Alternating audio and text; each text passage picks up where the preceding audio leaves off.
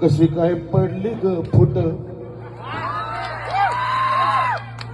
तुझ्या विना जाऊ मी कुठे. मला आता सुचलं म्हणून उठलोय मी.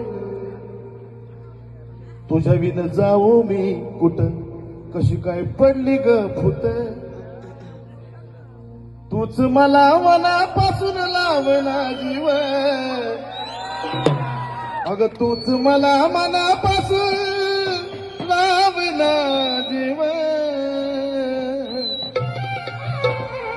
अगं येडा